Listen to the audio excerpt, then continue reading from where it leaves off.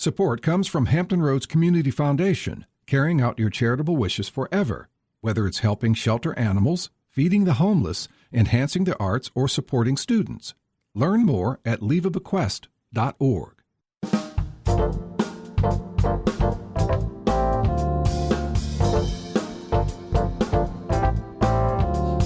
Hello, everyone. I'm Barbara Ham-Lee. For many African Americans, the answer to the question came in the form of family pride of heritage, a sense of security and belonging, and an understanding of one's history. For others, the answer came as a result of supremacist ideals and outside forces determined to remind Black folks of their place. What's the question? We'll ask it on the Another View Roundtable. Plus, the results of the Democratic primary and what role voter suppression tactics could play in Virginia's upcoming election in November. Stay tuned for the Another View Roundtable right after this national, regional, and local news from NPR and WHRV News.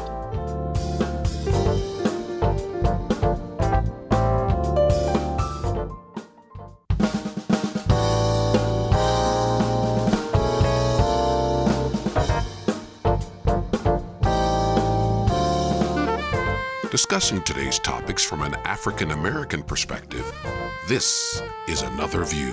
Good afternoon, everyone, and welcome to Another View. I'm Barbara Ham-Lee. You know what? It's been 2 months or more. Actually, it's been since March. So that's April, May, June. Wow. Since I've had the chance to sit down and chat it up with my favorite roundtable pundits about current events. I can't believe it's been that long, and I've missed them. So let's get to it. Alvian Lyons is a relationship expert, consultant, and talk show host. Alvian, I've missed you so much. How are you? I have missed my women. It is such a beautiful thing to be back in the house together while virtually still together. And I'm grateful for even that. Absolutely. So good to hear from you. Dawn Hester is the treasurer for the city of Norfolk. Hey, Dawn. Hello, everybody, and I am glad to be and see you all as well. Absolutely, absolutely. And Carol Pretlow is a professor of political science at Norfolk State University. Hey, Carol. Hi, everybody. Glad to hear you. You know, Carol is like so many folks that have some challenges with that Zoom thing, but that's okay. We have you on the phone, and we are happy that you are with us, Carol. And Allison Moore, our clean comedian, entrepreneur, and television and podcast personality, could not be with us today because she is shooting a commercial. So there you go. We are very, very proud of her. So before we get started in our current events, ladies, we have two very important people to celebrate in terms of birthdays. The first one is our audio engineer, Mr. Todd Washburn, because today is his birthday. Today. Happy birthday, Todd. Thank you so much. Happy birthday, Todd. And Ms. Alvian Lyons celebrated her birthday on Monday. Happy birthday, Alvian. Happy birthday, baby. Not to mention, she also celebrated a milestone anniversary, 25 years of marital bliss. Congratulations. She deserves an award for that. That is fantastic. So congratulations and happy birthday. We just wanted to get there. So her birthday was on Monday, but on Tuesday of this week, Democratic voters selected Terry McAuliffe, Haya Ayala, and Mark Herring as their candidates for governor, lieutenant governor, and attorney general in Virginia. Your thoughts on the slate? Dawn Hester, I'm going to start with you. Why you start with me? Because I'm the elected official here. Yes. I think it's a great ticket. It's a diverse ticket, an experienced ticket, which we know we need now going forward.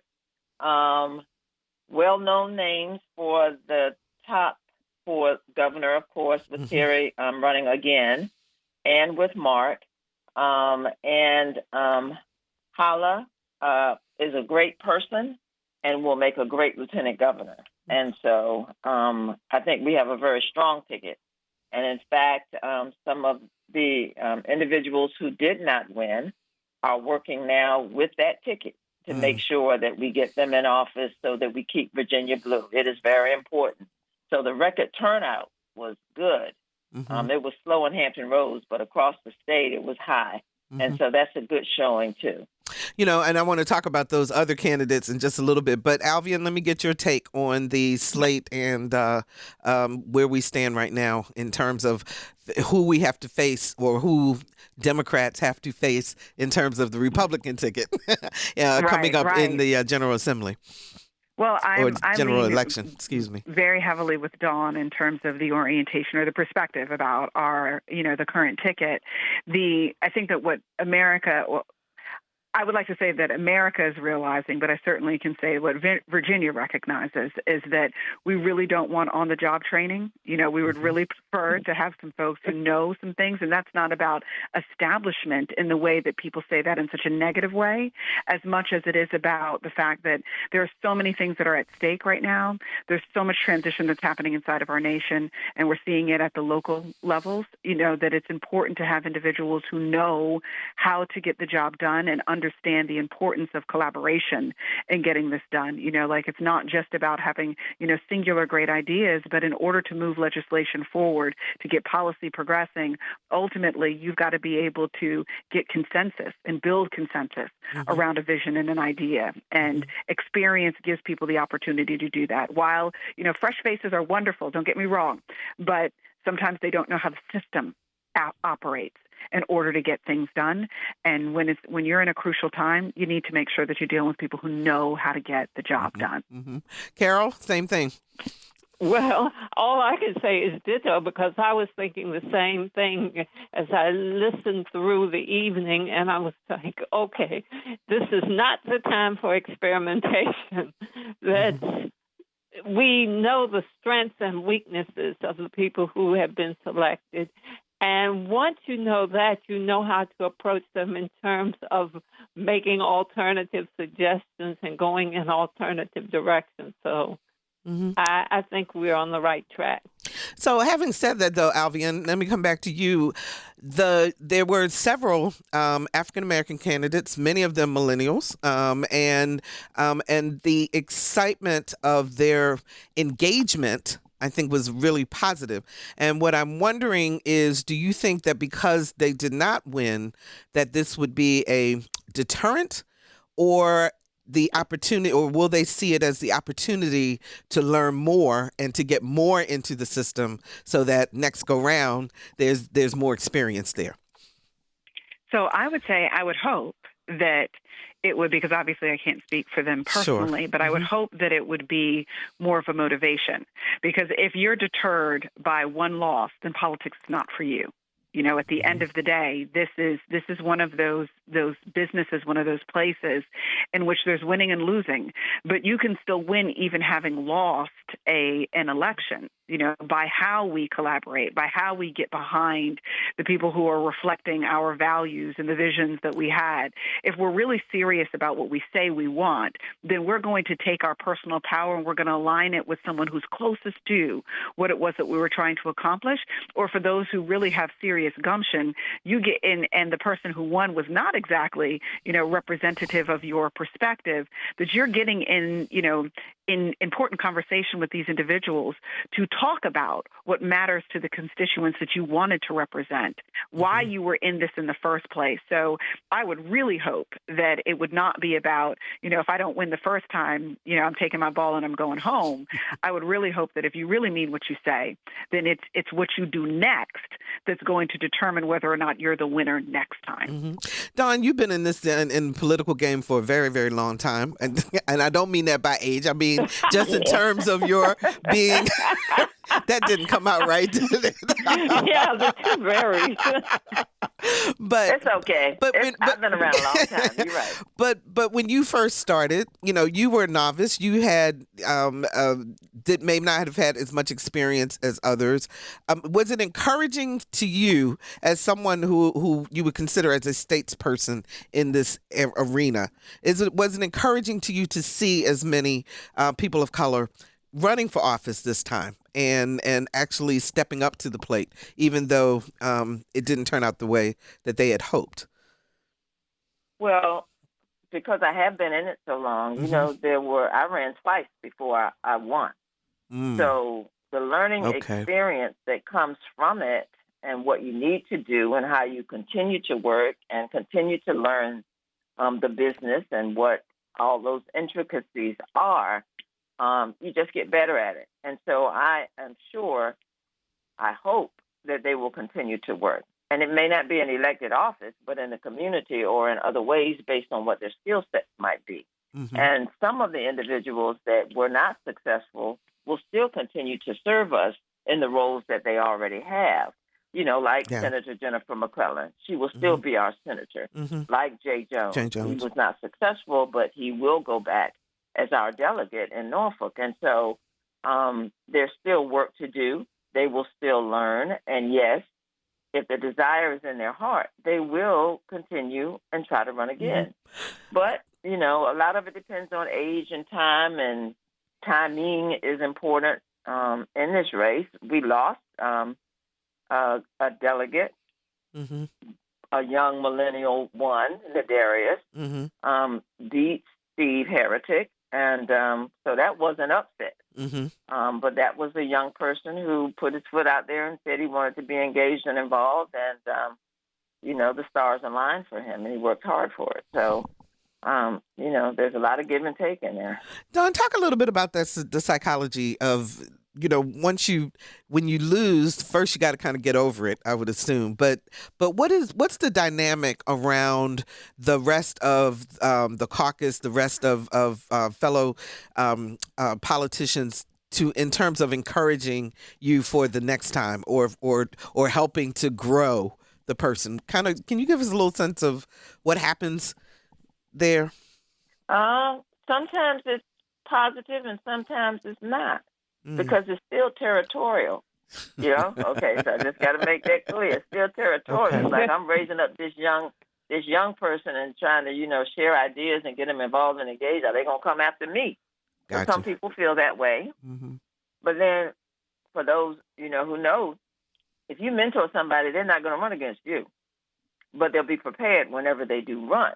And so I think it's important for us to mentor all of the candidates, the young ones, no matter their race, to be prepared, because we have to have people in place to take over and to continue the work that you've already done, because, you know, you get rules and laws in place, as we're seeing at the federal level, that if you're not in a position of not, and I don't ever want to use the word power, but if you're not in a position to influence laws and how government operates, then it can be flipped, as we have seen, very quickly. So you have to stay engaged. So I'm hoping that they will continue to be mentored and find their focus and continue to find their voice. But it's so much to learn when you're in government. And, you know, I know we're going to hit these topics, you know, probably in a minute, but at the federal level with the voting bills that are in place, I understand when, you know, we all jumping on Manchin, but I understand legislation can be written so that it is so convoluted that it doesn't get to the point. And so I'm hoping that at that level we will rewrite that legislation. But mentoring is important. The Black Caucus will continue to mentor, but all elected officials should mentor all the young people around them.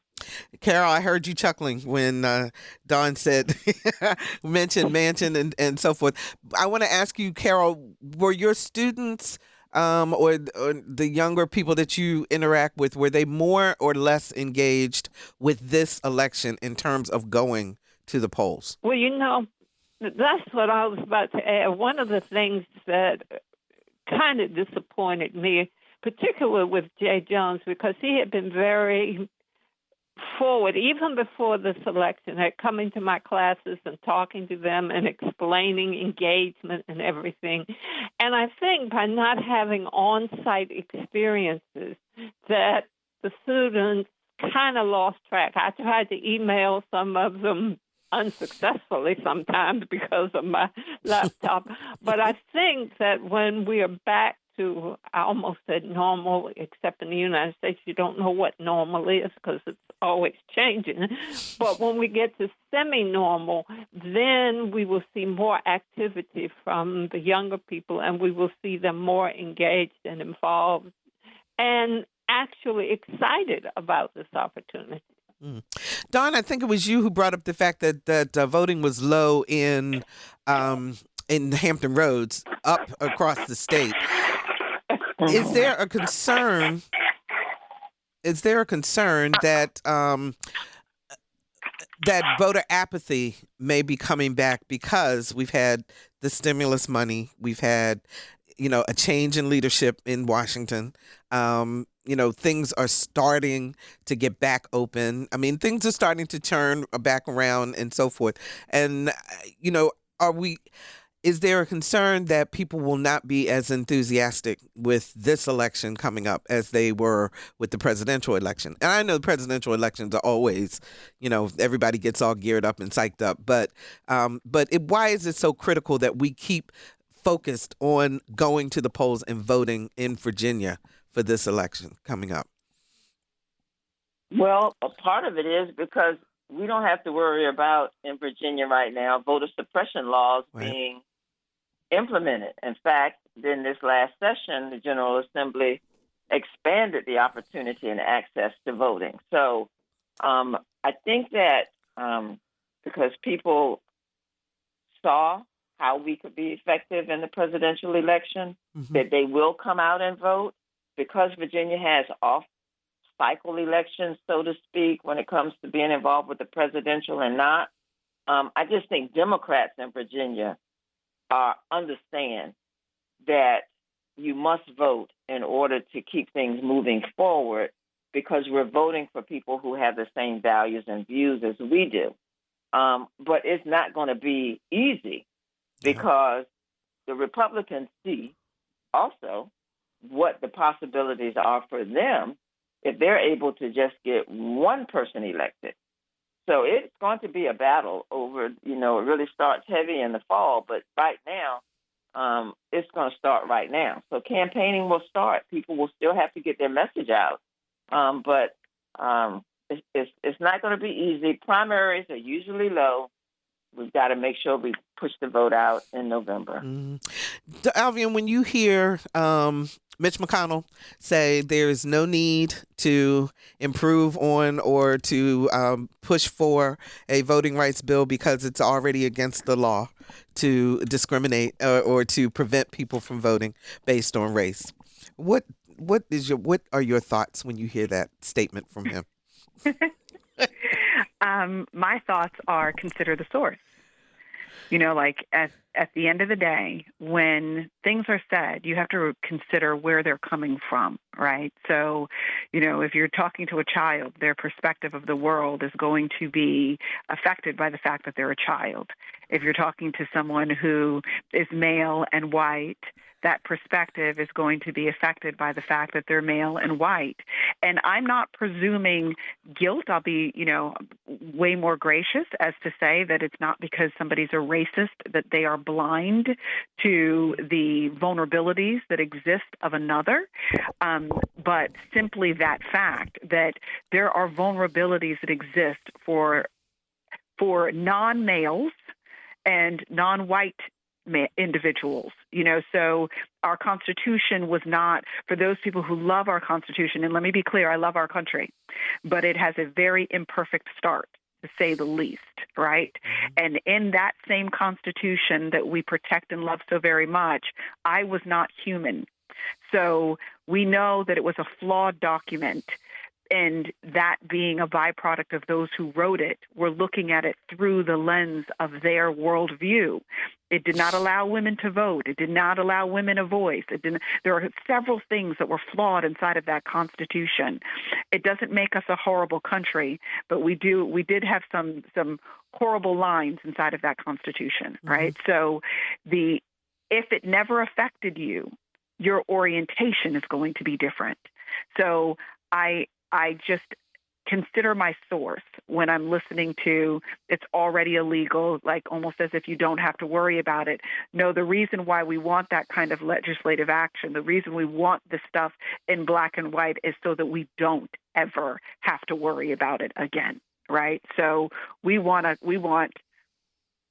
know that we are safe and we will remain safe inside of this country that all of us love so very much, that we want to see it be the greatest country in the universe because it's constantly growing and constantly evolving, as every one of us need to do every single day. So consider your source. Carol, give us a little bit of a history lesson or a political lesson here in terms of the Voting Rights Act always had to be voted on every so often to reinstate it, if you will. Why was it not just set up as a constitutional law? Ooh, that's an intricate one. And it's intricate because not only does it have to go through the process, and the process of making an amendment to the Constitution is very intricate. I'm reading a book now, I forgot the author's name, about the varying steps that it has to go through, and it might be 3 to 4 years. In the meantime, the composition of Congress may have changed, and the philosophies may have changed. And so it's like you're constantly being faced with, okay, here's what's on the agenda. Here are the people who are likely to vote for. Here are the people who are likely to vote against. Here are the committees. And all of that has to be taken in the context of the times themselves and the electorate itself. So it's very complex. The other side of it, my brain was going to Mitch McConnell, is who would trust him in the first place? Because it sticks in my mind the comment that he made after Obama was elected. Let's make him a one-term president. I mean, no matter what you agree or disagree on, that is such kick in the gut in the electoral process. And so if he is that adamant, and if there are people that adamant in the process, just think what they would do when you're talking about a constitutional amendment or a change to the Constitution. Well, but what can we do? You know, everything right now in Congress is at a standstill. The George Floyd Act, the John Lewis Voting Rights Act, the infrastructure bill, all of it is not moving, and there's obstruction from the other side. You know, is it disheartening to you guys? And what do you think needs to be done to get the people who are supposed to be representing the citizens of the United States of America to do their job? Because, I mean, what other pressure can we put on them in order to make them do their job? Anything, Dawn? I knew you were going to call my name. Okay, so you always do your calls and comments and whatever to your representative. But the other thing that and you know, some people might not like this, but you write legislation that you know you can get passed with 51 votes. So the voting rights bill, because we know it has a lot of stuff in it, there is some stuff in it.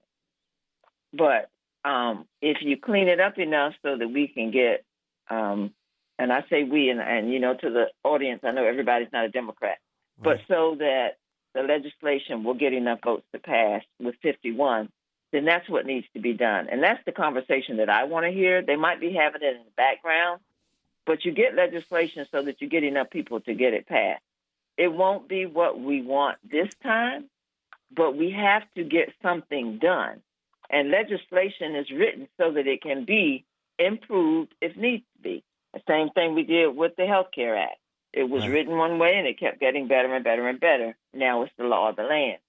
So we have to get what we can get as quick as we can, because, one, we have to demonstrate, and when I say we, yes, I'm talking about Democrats, have to demonstrate that we can do something. Because otherwise we're looking at, in 2 years, losing seats and not even being in control. So to have the 51. The other thing is, in the other states where we've got to pick up some seats for the House and for the Senate. So it is convoluted, but I think it was designed that way. Mm-hmm. But we're smarter at it now, and I think that will prayerfully make a difference in 2022 and 2024. If you're just joining us, we're talking about current events with the Another View Roundtable, relationship expert Alvian Lyons, Norfolk City Treasurer Dawn Hester, and NSU Professor of Political Science Carol Pretlow. Alvian, when you think about the laws that are on the table, they need to be written in such a way. But why are Democrats so willing to be to insist on this bipartisanship? You know, I guess sometimes it feels like they're to the detriment of passing the bill. They're just determined that they're going to wait until Republicans come in and work together, which is the ideal. But at some point, don't we have to start pushing forward on some of these issues? Or as Dawn said, next time around, it will be a total change again.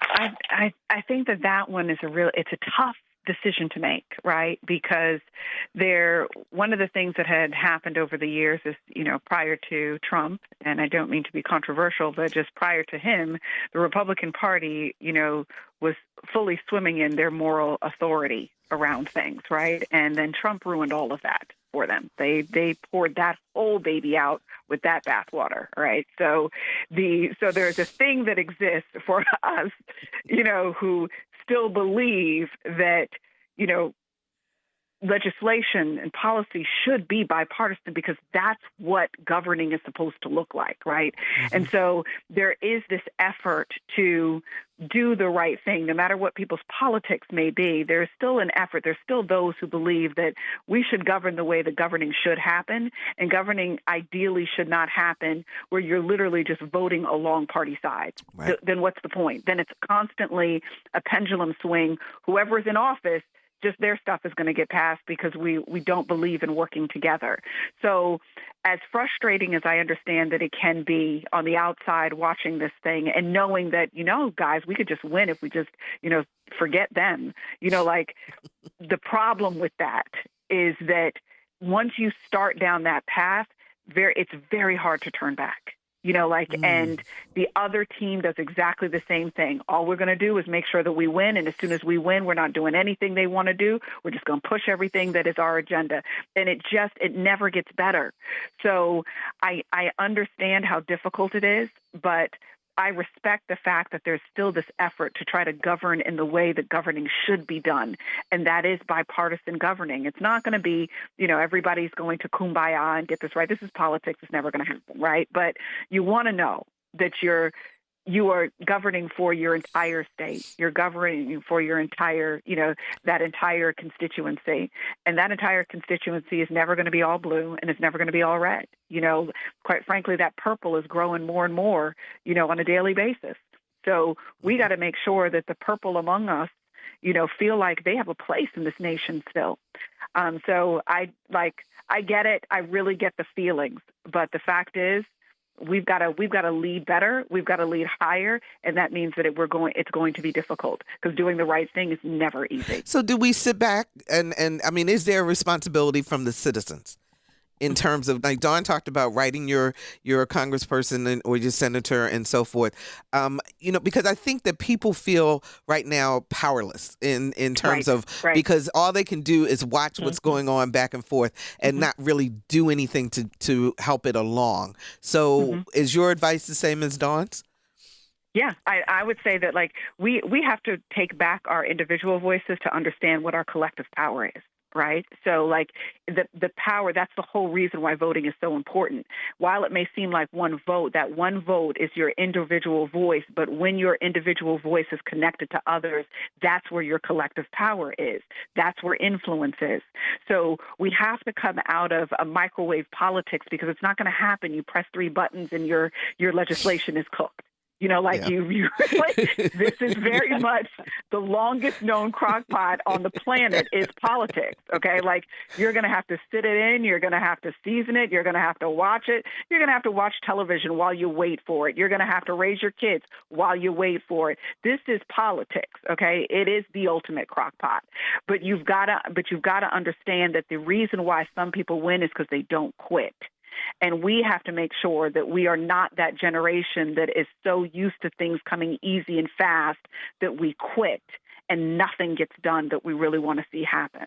So sometimes change will happen and it's big waves, and it was just that season in the nation. But more often than not, it's going to be incremental movements of the ball forward from people who didn't give up. Okay. Let's take a call from Lori in Norfolk. Hi, Lori. You're on the air. Hi, I do love this show. It's wonderful. And Thank I have you. such respect for all of your panelists. I'm an oldie but a goodie. I got involved in Virginia politics when Doc Robinson was in the House and Yvonne Miller was in the Senate. Oh my God. Yeah. And me too. I was Secretary of the Commonwealth when Chuck Robb was governor. And I can tell you this. Why these elections are so vital and so important. And I know and admire Jay. I know and admire Andrea.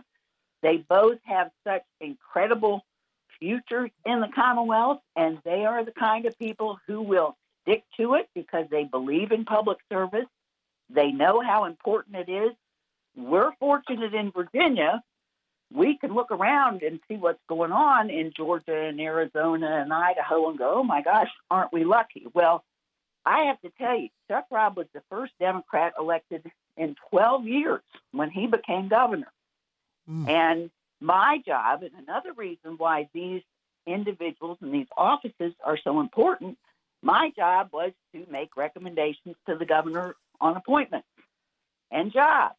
That included cabinet, agency head, et cetera. And he asked me, the governor did at the beginning of the administration, I want to know how many blacks have served in Virginia cabinets, agency heads, and on boards and commissions. And I thought, well, good grief. So I worked with the state librarian. I called all of my living predecessors. And if my memory serves me correct, like I am old now, but there were 38 blacks who were in appointed positions and 119 women. By the end of the Robb administration, because the governor told me, don't come and talk to me about any appointments unless you have a full list. And we had upwards of 800 blacks and 1,600 women in 4 years. Wow. Now, and every one of the lobbying organizations came in and they harumphed at me and they said, every governor's chosen people from our list. And I said, well, you can help me and I'll give you the credit with the governor if you go back and you identify women and blacks in your organizations that want to serve. So diversity and inclusion, that is a good part about what this General Assembly is about, and particularly now. So I've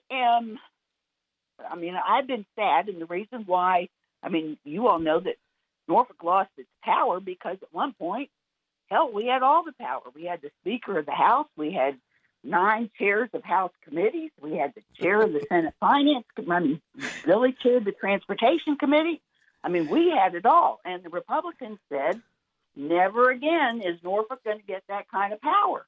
Thus, we are carved up like a jigsaw puzzle. Lori, we're going to have to go soon because we got to go for the rest of the show.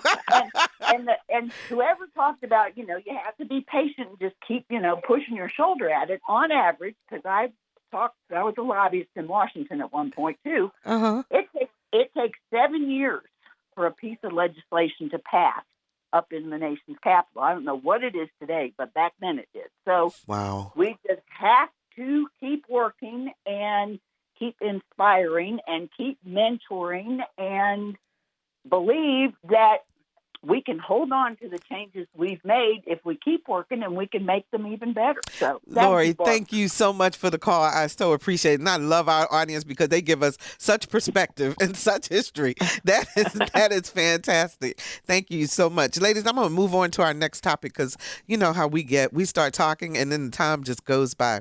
So Nicole Hannah-Jones, the Pulitzer Prize winning journalist of the New York Times 1619 Project. Now, she was offered a tenured position with UNC Chapel Hill, only to have the offer of tenure rescinded and a 5-year contract offered instead, after the board and at least one major donor objected to her work. In the aftermath, a prominent chemist, Dr. Lisa Jones, withdrew her candidacy to join the UNC faculty, stating, and this is her quote, "The news this week that Nicole Hannah-Jones was denied tenure was very disheartening," Jones wrote. "It does not seem in line with a school that says it is interested in diversity. Although I know this decision may not reflect the view of the school's faculty, I will say that I cannot see myself accepting a position at the university where if this decision stands. I appreciate all the effort you have put into trying to recruit me, but for me, this is hard to overlook." That is a strong statement. These two women don't even know each other, Alvian. And let's talk about relationships in terms of, you know, how you make the decision where at some point something becomes a moral stand, a line in the sand for you, so to speak. I'd love to hear your reaction. Well, see, you know me because of all of the relationship stuff that I do of various form. You know, there was this old statement that why do men cheat? And the answer was because women let them. And the reason I say that is not because the woman who's being cheated on lets them cheat. It's how many women know that a man is cheating and will cheat with him, right? Uh-huh. And when we don't feel accountable to each other, even when I don't know you, my sister, then we will do each other dirty in very ugly ways, right? So even at the smallest levels, it is important that we are thinking about the impact that our decision has on another, even when we don't know the other. So that's what morality really is. That morality is about realizing that I am my brother's keeper. I am my sister's keeper. And when you hurt my sister, just because it doesn't affect my pocket directly, just because it doesn't, affect my household directly, that it does hurt me because it allows for an affirmation of what you are doing.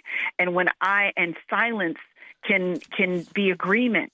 When I know something is wrong and I say nothing and I do nothing about it, the quote, and I'm paraphrasing, that it is not about, all of the evil people in the world. It's the good people who do nothing that are the problem, right? Yeah. So we have a responsibility as fellow citizens of gender, of color, of culture, of value, of morality, whatever it is that makes us connected, that you feel connected to, that we stand for one another even when we don't know each other. I have total respect for her decision because that is how you make a statement. And it echoes like dropping a rock into water. That wave is eventually going to touch every shore. Carol, you're in the university system. Why is tenure so important? Why is this an issue for people who may not understand what the big deal is? Well, for one thing, it's job security. That's number one. Mm-hmm. That once you get tenure, because you've jumped through a lot of hoops, done a lot of things to prove yourself worthy of tenure, you then have job security. On the other hand, the next level of that is that it does a lot to affirm your credibility in your field, not only on your campus, but outside in the academic community outside of your specific venue. Mm-hmm. And so that's there. Then the other thing is that it encourages you always to be one step ahead. Yes, I have tenure. Yes, I have credibility in my field, but it doesn't stop there. I have to continually work to improve myself, to hone my skills, and to move on to the next level. And I was just amazed that this happened at a university of that caliber. In fact, I was amazed that it would happen at any university. Here is a woman who has gone far beyond the criteria of that specific university, has worldwide acumen, and yet you're going to treat her like this? But then on the other hand, from a race perspective, I'm not surprised. Dawn, you served on several boards and nonprofits, and we all know what it means in terms of donor participation. And the gentleman, his name is Walter Hussman Jr. Now, he is the School of Journalism at UNC was named after him. And his $25 million contribution to UNC, he says, will not be affected. But he wrote 4 emails to the board and to the head of the School of Journalism expressing his concerns about Hannah Nicole Jones. And then all of a sudden, they rescinded her offer. So the question is, how much influence should a donor have over the absolute running? Isn't there supposed to be a bright line between the donors influence and the day-to-day running of an institution? Yes, there is a line, and it was crossed. And I think that all of the alumni and faculty and staff, as they have been standing with her, still need to continue to make that point. And I found it amazing that a person that gave $25 million to have his name on the School of Journalism wants to cut off a person who has done research, because this is a part of her research which builds to her tenure, to cut off freedom of speech, expression, writing, works, all of that. On the School of Journalism, I would be saying take his name off and give him his $25 million back. Because who will want to come to my School of Journalism knowing that it is controlled by the person who gives the money? So I'm hoping, one, that people won't apply to go there. I'm hoping that their alumni will not give any more money until they make a change and give her tenure. His core values, Hussman's core values, are printed in the entryway to the school. And those values are, quote, impartiality means reporting, editing, and delivering the news honestly, fairly, objectively, and without personal opinion or bias. And he says that he's not sure, Alvian, if Hannah Nicole Jones falls into that category of following those tenets. Well, what's amazing to me is that that's only in question when those tenets buck up against yours. You know, I love this objectivity until it's totally subjective. So, like, it just, I really find this so interesting, how we bend ourselves into a pretzel and we call ourselves, you know, something different. Like, and it just happens more and more these days. Like, you know, people like to believe that, you know, post-President Obama, we were a post-race nation, you know, but like what it seems to be is that we're like a post-fact nation at this point. Like we're leaning into this space where people are so threatened by other truths that I find that amazing. I mean, like, we're watching the nonsense that's happening over CRT, and I don't really care how anybody feels about it. Like, I'm just going to be honest. CRT, like, meaning critical race theory. Right. That is 40 years old, might I add. Okay, so we're not even talking about something that was like, wow, it just popped up yesterday. But it is a theory. You know, some of us would argue it's fact. Some may argue that it's not, but it's a theory. And I have multiple degrees in psychology, and they're all theories. And just because I don't agree with Freud didn't mean that we needed legislation to ban Freudian theory taught in education. So, we are hitting a point where we are selecting quite subjectively what theories, what ideas, what concepts, what conversations are allowed to be had. And somehow the only time that they're an issue is when they run up against current superiority, current, we could just, I could go all the way there. Okay. Yeah, and we're going to do a show on critical race theory coming up because we must, because this discussion is all over the place in terms of how people experience it. Last point, and we've got about 9 minutes left in the show. So ABC News created a 6-part news magazine series focused on the Black experience in America called Soul of a Nation. In each episode, there's a segment called In the Kitchen, where Black thought leaders express their perspectives on a variety of topics. Now, the segment was hosted by Sunny Hostin, and she always asks this question. And so I found the question provocative and revealing, and I'm going to ask each of you that same question. I'm stealing it straight from the show. And that question is, when was the first time you knew you were Black? Carol, I'm going to start with you. Well, this is funny, and most of you have heard me talk about it before. I was in the 2nd grade, and my teacher, Mrs. Jones, I think was trying to approach the subject and not make us feel bad. But anyway, she likened it to crayons. And of course, by the time she got to me, I was like, okay, but I'm having a problem here. And she said, oh, out of time. We'll talk about it later. When I got home to my parents, I said, I don't understand the crayon thing because I'm tan. My best friend is dark brown. I have another friend who is kind of creamy colored. And I said, so where are the green people and the orange people? They're nowhere around. Don't they need education? And my parents looked at each other, my mom sighed, and then they got into the discussion of the analogy with crayons. Okay. And as I grew older, this conversation just grew and grew and grew until here we are again. Now, I was in 2nd grade then, and we're having the conversation again. Dawn, when was the first time you knew you were Black? I really don't remember. I tell you that when you sent me the email. I really don't remember. I remember that things were different when we left our segregated elementary school and then were integrated, so went from Coronado to Norview Elementary.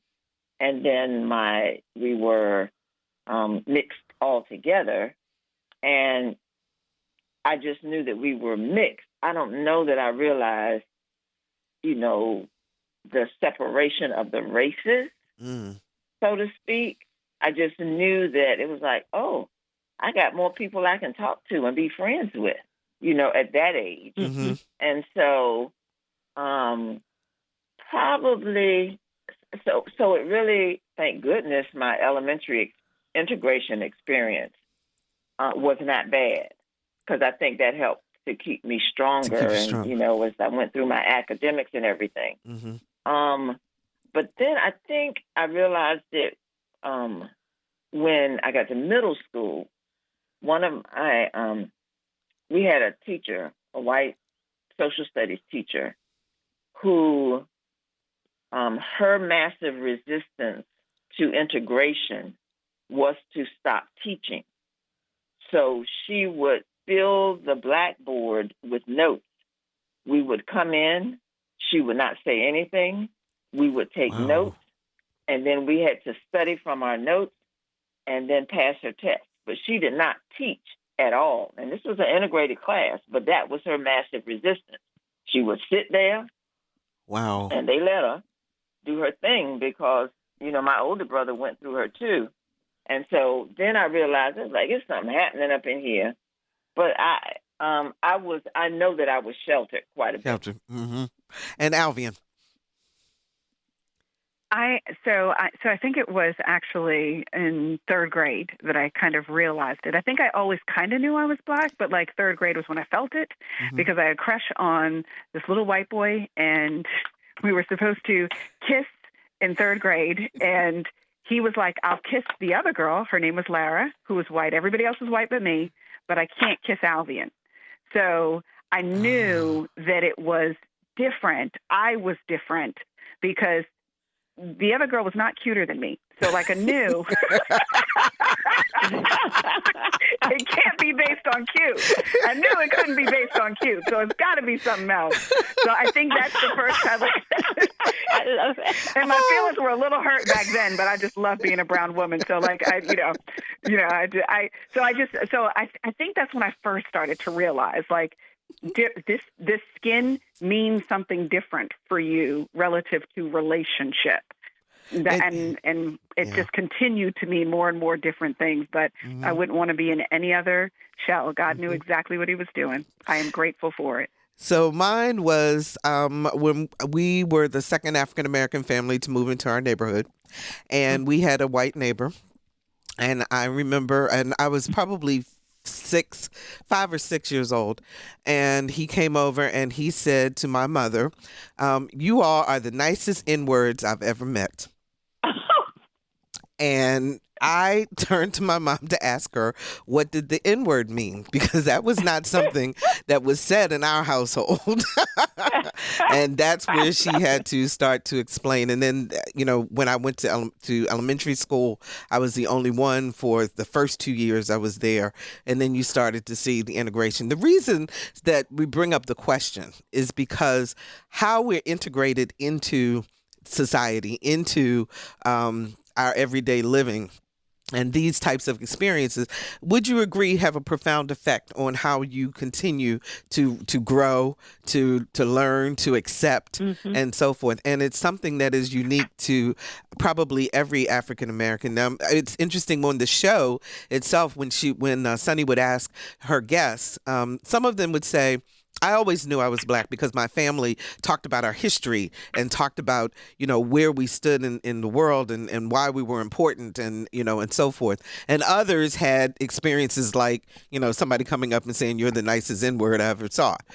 So it really depended on kind of your introduction to it. Would you agree, Alvin?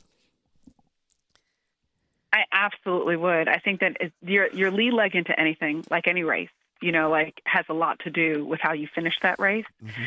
So it's not that you can't win. It's not that you can't finish strong, but how you come out of those blocks does set something inside of that race and race, no pun intended, but I would totally agree. The beginning of anything really starts one significant journey. Absolutely. Ladies, it's been a blast as always. I can't believe our hour is already up. Already done. It is already done, but thank you so much, and we will get back together next month. That is Alvian Lyons, Dawn Hester, and Carol Pretlow. And thank you so much for joining us today. I really appreciate it.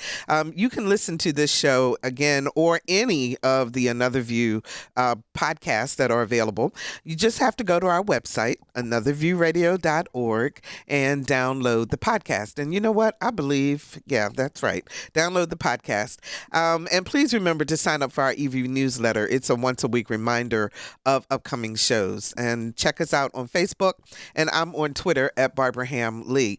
Now, you all know that this year, Juneteenth is a state holiday. And the city of Norfolk, I know, will be celebrating it on the 18th. The 19th is coming up next Thursday. We're going to do a show on Juneteenth, and we're going to talk about the history and what it's all about and why it is important, and why we celebrate or commemorate that day, that very important piece of history in America. And there are so many opportunities throughout Hampton Roads for you to go and enjoy and fellowship with everyone. So Colonial Williamsburg is doing a huge all-day event. I know that there's a big Juneteenth in the Park that's happening in the city of Norfolk. There are many other areas. We're going to pull together a list and post that on our website so that you will know where to go and how to celebrate. Our theme music is an original composition created and performed exclusively for Another View by Jay Sennett. Lisa Godley is our show producer. Jordan Christie joined us today as our audio engineer, and Dr. Barry Graham answered our phones. I'm Barbara Ham Lee. Hey, have you had your shot? Make it a priority. The sooner we're all vaccinated, the better life will be for all of us. Oh, yes, and we want to say hello to Lang Burgess, who is our new intern for the summer. Thanks, Lang, for joining us. I'm Barbara Ham Lee. We'll see you next week for Another View.